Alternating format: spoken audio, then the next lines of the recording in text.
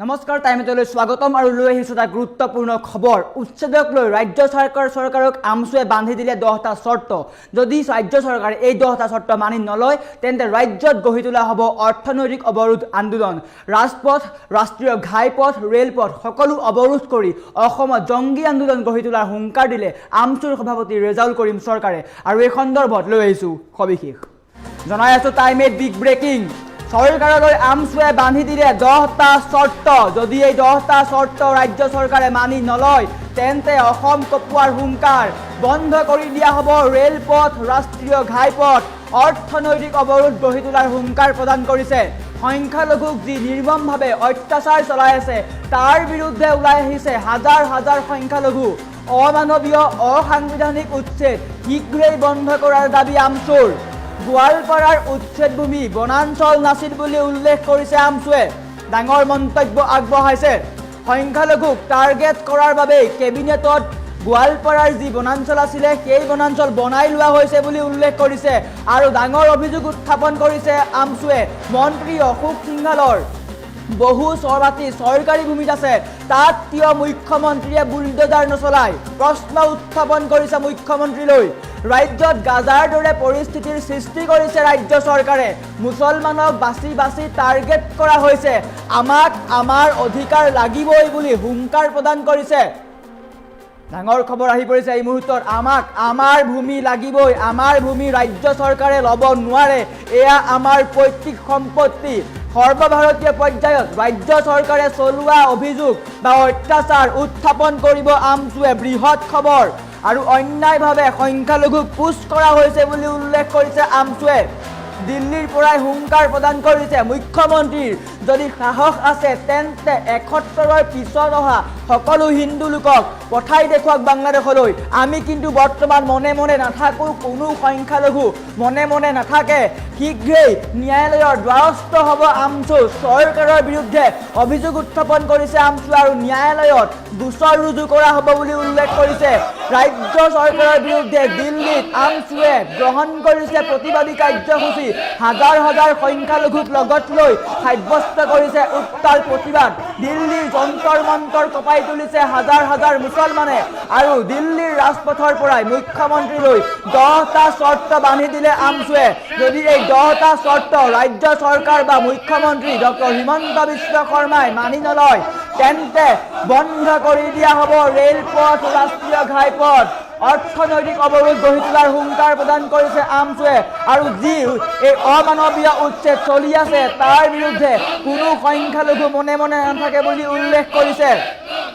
আৰু ৰাজ্য চৰকাৰক ৰাজপথৰ পৰাই সকীয়াই দিছে যদিহে এই অমানৱীয় কাৰ্যসূচী বন্ধ কৰা নহয় তেন্তে সকলো লোক ওলাই আহিব সকলো সংখ্যালঘু ওলাই আহিব আৰু চৰকাৰৰ বিৰুদ্ধে উত্তাল প্ৰতিবাদ সাব্যস্ত কৰিব এই 10টা চৰ্ত যদি ৰাজ্য চৰকাৰে মানি নলয় তেন্তে ৰাজ্য কঁপোৱাৰ হুংকাৰ প্ৰদান কৰিছে বন্ধ কৰি দিয়া হ'ব সকলো যোগাযোগ ব্যৱস্থা অৰ্থনৈতিক অৱৰোধ গঢ়ি তোলাৰ হুংকাৰ প্ৰদান কৰিছে আমচুৱে বৃহৎ মন্তব্য আগবঢ়াইছে মুখ্যমন্ত্ৰী ডক্টৰ হিমন্ত বিশ্ব শৰ্মাক অপেন চেলেঞ্জ দিছে 10টা চৰ্ত বান্ধি দিছে যদি এই 10টা চৰ্ত চৰকাৰে মানি নলয় তেন্তে সকলো সংখ্যালঘু একত্ৰিত হৈ ৰাজ্যত সাব্যস্ত কৰিব উত্তাল প্ৰতিবাদ বন্ধ কৰি দিয়া হ'ব সকলো যোগাযোগ ব্যৱস্থা অৰ্থনৈতিক অৱৰোধ গঢ়ি তুলিব মুছলমান সমাজে বা মুছলমান ৰাইজে ৰাজপথত শুই ৰেলপথত শুই চৰকাৰৰ বিৰুদ্ধে প্ৰতিবাদ সাব্যস্ত কৰাৰ কথা উল্লেখ কৰিছে আৰু মুখ্যমন্ত্ৰী ডক্টৰ হিমন্ত বিশ্ব শৰ্মালৈ 10টা চৰ্ত বান্ধি দিছে আমচুৱে আমচুৰ সভাপতি ৰেজাউল কৰিম চৰকাৰে 10টা চৰ্ত বান্ধি দিছে কি 10টা চৰ্ত বান্ধি দিছে আৰু এই চৰ্ত কেইটা হৈছে উল্লেখ কৰিছে সমান্তৰালকৈ অমানৱীয় উচ্ছেদ বন্ধ কৰিব লাগিব সকলো সংখ্যালঘুক ভূমিৰ পট্টা দিব লাগিব সকলো সংখ্যালঘুক যি যাক যাক উচ্ছেদ কৰা হৈছে সকলোকে পুনৰ সংস্থাপন কৰিব লাগিব যদিহে ৰাজ্য চৰকাৰে এইসমূহ কাম নকৰে তেন্তে ৰাজ্য কঁপোৱাৰ হুংকাৰ প্ৰদান কৰিছে সকলো সংখ্যালঘু ওলাই আহিব সংখ্যালঘুক যি নিৰ্মমভাৱে অত্যাচাৰ চলোৱা হৈছে সেয়া কোনো কাৰণতে মানি লোৱা নহ'ব বুলি উল্লেখ কৰিছে ৰাজ্য চৰকাৰৰ বিৰুদ্ধে আৰু বৃহৎ মন্তব্য আগবঢ়াইছে বৰ্তমান সময়ত উত্তপ্ত পৰিস্থিতিৰ সৃষ্টি হৈছে দিল্লীৰ যন্তৰ মন্তৰত হাজাৰ হাজাৰ সংখ্যালঘুৱে ৰাজপথ কপোৱা পৰিলক্ষিত হৈছে আৰু বৰ্তমান ৰাজ্য চৰকাৰলৈ 10টা চৰ্ত বান্ধি দিছে আমছুৱে। যদি এই 10টা চৰ্ত মানি লোৱা নহয় তেন্তে ৰাজ্যজুৰি সাব্যস্ত কৰা হ'ব উত্তাল প্ৰতিবাদ। সংখ্যালঘুক যি অমানৱীয় অত্যাচাৰ চলাই আছে সেয়া কোনো পৰ্যায়ে গ্ৰহণযোগ্য নহয়। অমানৱীয় অসাংবিধানিক উচ্ছেদ শীঘ্ৰেই বন্ধ কৰাৰ দাবী ৰাজ্য চৰকাৰলৈ। আৰু এটা স্পষ্টকৈ উল্লেখ কৰিছে যে গোৱালপাৰাৰ উচ্ছেদস্থলী নাছিল কিন্তু বনাঞ্চল ভূমি। উল্লেখ কৰিছে এই ভূমি কেৱল সংখ্যালঘুক টাৰ্গেট কৰাৰ কাৰণে কেবিনেটত বনাঞ্চল বনাই লোৱা হৈছে বুলি উল্লেখ কৰিছে। ডাঙৰ অভিযোগ উত্থাপন কৰিছে আমছুৱে। আৰু মন্ত্ৰী অশোক সিংঘালে যি চৰকাৰী মাটিত মানুহ বহুৱাই আছে তাত কেতিয়া বুলডোজাৰ চলাব বুলি মুখ্যমন্ত্ৰীলৈ পোনপটীয়াকৈ প্ৰশ্ন কৰিছে আমছুৱে।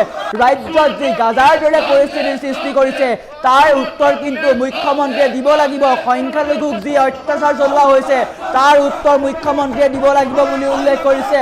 সংখ্যালঘুক ভূমিৰ পট্টা লাগিব, এয়া আমাৰ ভূমি আমাক লাগিবই বুলি উল্লেখ কৰিছে। সংখ্যালঘুৱে নিজৰ অধিকাৰ লাভ কৰিব লাগিব। যদি সংখ্যালঘুৱে নিজৰ অধিকাৰ লাভ নকৰে তেন্তে জংগী আন্দোলন ঘোষণা কৰিছে আমছুৱে। সৰ্বভাৰতীয় পৰ্যায়ত দেশৰ সকলো মুছলমান সংগঠনৰ লগ হৈ সৰ্বভাৰতীয় পৰ্যায়ত প্ৰচাৰ চলাব যে ৰাজ্য চৰকাৰে অসমত থকা সংখ্যালঘুৰ ওপৰত অমানৱীয়ভাৱে অত্যাচাৰ চলাই আছে, তেওঁলোকৰ ঘৰ ভাঙি দিছে বুলি উল্লেখ কৰিছে। আৰু অন্যায়ভাৱে সংখ্যালঘুক যি পুছবেক কৰা হৈছে তাৰ বিৰোধিতা কৰিছে আমছুৱে। ডাঙৰ মন্তব্য আগবঢ়াই মুখ্যমন্ত্ৰীলৈ হুংকাৰ প্ৰদান কৰিছে। 10টা চৰ্ত যদি মানি লওক অন্যথা ভয়াৱহ পৰিস্থিতিৰ সৃষ্টি কৰা হ'ব। ৰেলপথ, ৰাষ্ট্ৰীয় ঘাইপথ সকলো বন্ধ কৰা হ'ব। মুখ্যমন্ত্ৰী যদি সাহস আছে তেন্তে 71ৰ পিছত অহা সকলো হিন্দু মুছলমানক বাহিৰ পঠিয়াই দিয়ক। তেওঁ হেলিকপ্টাৰত উঠাই বাংলাদেশত থৈ আহক বুলি উল্লেখ কৰিছে। পোনপটীয়াকৈ হুংকাৰ প্ৰদান কৰিছে আমছুৰ সভাপতি ৰেজাউল কৰিম চৰকাৰে। আৰু ন্যায়ালয়ৰ দ্বাৰস্থ হ'ব সংখ্যালঘু তথা আমছু। চৰকাৰৰ বিৰুদ্ধে গোচৰ ৰুজু কৰিব। সংখ্যালঘুৰ ওপৰত যি অমানৱীয় অত্যাচাৰ চলোৱা হৈছে তাৰ বিৰুদ্ধে গোচৰ ৰুজু কৰিব। কোনো সংখ্যালঘু মনে মনে বহি নাথাকে। আৰু যদিহে ৰাজ্য চৰকাৰে আমছুৰ এই 10টা চৰ্ত মানি নলয় তেন্তে আগন্তুক দিনত ৰাজপথ কপোৱাৰ কথা উল্লেখ কৰিছে। বন্ধ কৰি দিয়া হ'ব ৰেলপথ, ৰাষ্ট্ৰীয় ঘাইপথ, গণতান্ত্ৰিকভাৱে আন্দোলন কৰা হ'ব, সকলো বন্ধ কৰি দিয়া হ'ব, অৰ্থনৈতিক অৱৰোধ গঢ়ি তোলা হ'ব বুলি উল্লেখ কৰিছে ৰেজাউল কৰিম চৰকাৰে। আমাৰ ওচৰত মন্তব্য আছে, পোনপ্ৰথমে মন্তব্য দেখুৱাই লোৱাৰ চেষ্টা কৰিছোঁ। সৰ্বভাৰতীয় পৰ্যায়ত কেন্দ্ৰীয় সৰকাৰ আমি দৃষ্টি আকৰ্ষণ কৰব বিচাৰিছো। ভাৰতীয় নাগৰিক আমাৰ অধিকাৰ আমাক লাগিব, আমাক ভূমি লাগিব। আৰ এই ভূমি যদি আমাক নিদিয়ে দিল্লীত আন্দোলন কৰিছো। দিল্লীৰ পৰা গৈ প্রবলভাবে ভয়াবহ আন্দোলনের কার্যসূচী লম। রাষ্ট্রীয় ঘাইপথ, রেলপথত আমি হাজার হাজার পরিয়াল আমি হুম। আর সর্বভারতীয় পর্যায়ত আমি সিদ্ধান্ত গ্রহণ কৰিছো। ইতিমধ্যে বিভিন্ন ৰাজ্যৰ লগত আলোচনা চলি আছে, বিভিন্ন সমাজ সংগঠনৰ লগত, বিভিন্ন অৰাজনৈতিক ব্যক্তিসকলৰ লগত। আমি কেৰালা, কৰ্ণাটক, গুজৰাট, মহাৰাষ্ট্ৰ, পশ্চিমবঙ্গ, ঝাড়খণ্ড আদি অঞ্চলবিলাকত আমি গৈ আমাৰ মুছলমানসকলক যে ভাৰতীয় নাগৰিকসকলক যে অন্যায় আৰু অত্যাচাৰ কৰি শেষ কৰিব বিচাৰিছে এই কথা বাৰ্তাবিলাক আমি লৈ যাম। মূল কথা হৈছে আমাৰ ওপৰত এই দমন নীতি বন্ধ হ'ব লাগিব। আজি অন্যায়ভাৱে পুছবেক কৰা হ'ল, আজি ৰাতাৰাতি তেওঁলোকক ঘূৰাই অনা হ'ল, আজি তেওঁলোকৰ কেছ চলি আছে, কোৰ্টত কেছ চলি আছে। সৰ্বভাৰতীয় পৰ্যায়ত কেন্দ্ৰীয় সৰকাৰ আমি দৃষ্টি আকৰ্ষণ কৰব বিচাৰিছো। ভাৰতীয় নাগৰিক আমাৰ অধিকাৰ আমাক লাগিব, আমাক ভূমি লাগিব। আৰ এই ভূমি যদি আমাক নিদিয়ে দিল্লীত আন্দোলন কৰিছো। দিল্লীৰ পৰা গৈ প্রবলভাবে ভয়াবহ আন্দোলনের কার্যসূচী লম। রাষ্ট্রীয় ঘাইপথ, রেলপথত আমি হাজার হাজার পরিয়াল আমি হুম। আর সর্বভারতীয় পর্যায়ত আমি সিদ্ধান্ত গ্রহণ কৰিছো। ইতিমধ্যে বিভিন্ন ৰাজ্যৰ লগত আলোচনা চলি আছে, বিভিন্ন সমাজ সংগঠনৰ লগত, বিভিন্ন অৰাজনৈতিক ব্যক্তিসকলৰ লগত। আমি কেৰালা, কৰ্ণাটক, গুজৰাট, মহাৰাষ্ট্ৰ, পশ্চিমবঙ্গ, ঝাড়খণ্ড আদি অঞ্চলবিলাকত আমি গৈ আমাৰ মুছলমানসকলক যে ভাৰতীয় নাগৰিকসকলক যে অন্যায় আৰু অত্যাচাৰ কৰি শেষ কৰিব বিচাৰিছে এই কথা বাৰ্তাবিলাক আমি লৈ যাম। মূল কথা হৈছে আমাৰ ওপৰত এই দমন নীতি বন্ধ হ'ব লাগিব। আজি অন্যায়ভাৱে পুছবেক কৰা হ'ল, আজি ৰাতাৰাতি তেওঁলোকক ঘূৰাই অনা হ'ল, আজি তেওঁলোকৰ কেছ চলি আছে, কোৰ্টত কেছ চলি আছে। আমাৰ মূল কথা হৈছে অমানৱীয় অসাংবিধানিক এই উচ্ছেদ বন্ধ হ'ব লাগিব। আৰু যিসকলক উচ্ছেদ কৰিছে তেওঁলোকক ক্ষতিপূৰণৰ ব্যৱস্থা গ্ৰহণ কৰিছে। আজি অসমত আমি প্ৰবল আন্দোলন থিয় কৰাইছোঁ। আমি দিল্লীতো এইকাৰণে আহিছোঁ যে সৰ্বভাৰতীয় পৰ্যায়ত কেন্দ্ৰীয় চৰকাৰ আমি দৃষ্টি আকৰ্ষণ কৰিব বিচাৰিছোঁ। আজি গোৱালপাৰাত পাইকাৰী উচ্ছেদ হৈছে। আজি সেইটোতো ফৰেষ্ট আছিলে, কেবিনেটে বৈঠক কৰি ফৰেষ্ট বনাই লোৱা হৈছে। আজি 70-80 চনৰ পৰা তেওঁলোকে মানুহখিনি আছিলে। আজি গোৱালপাৰা ফৰেষ্টত যদি কৰিছে তেনেহ'লে টংকেশ্বৰ বাহাদুৰহঁতৰ দৰে ব্যক্তিয়ে যিসকলে চাহ বাগান হাজাৰ হাজাৰ বিঘা মাটি, যিটো হাতীজোৱাৰ মূল কৰিডৰ, হাইকোৰ্টে কি কৈছে যে হাতীজোৱাৰ মূল কৰিডৰটো খালী কৰিব লাগে। সেই মূল কৰিডৰটো কেতিয়া খালী কৰিব? বিভিন্ন অৰাজনৈতিক ব্যক্তিসকলৰ লগত আমি কেৰালা, কৰ্ণাটক, গুজৰাট, মহাৰাষ্ট্ৰ, পশ্চিমবংগ, ঝাৰখণ্ড আদি অঞ্চলবিলাকত আমি গৈ আমাৰ মুছলমানসকলক যে ভাৰতীয় নাগৰিকসকলক যে অন্যায় আৰু অত্যাচাৰ কৰি শেষ কৰিব বিচাৰিছে এই কথা বাৰ্তাবিলাক আমি লৈ যাম। মূল কথা হৈছে আমাৰ ওপৰত এই জবৰনীতি বন্ধ হ'ব লাগিব। আজি অন্যায়ভাৱে পুছবেক কৰা হ'ল, আজি ৰাতাৰাতি তেওঁলোকক ঘূৰাই অনা হ'ল, আজি তেওঁলোকৰ কেছ চলি আছে, কোৰ্টত কেছ চলি আছে। মুখ্যমন্ত্ৰীৰ যদি দম আছে, বুকুত যদি সাহস আছে, ৭১ৰ পিছত অহা হিন্দু মুছলমান সকলোকে হেলিকপ্টাৰ বা প্লেনত উঠাই বাংলাদেশ, নেপাল, ভূটান য'ত আছে পঠাই দিয়ক, দম আছে। ৭১ৰ আগৰ মানুহক হাত দিলে কিন্তু আমি সহ্য নকৰোঁ আৰু আমি বহি নাথাকোঁ।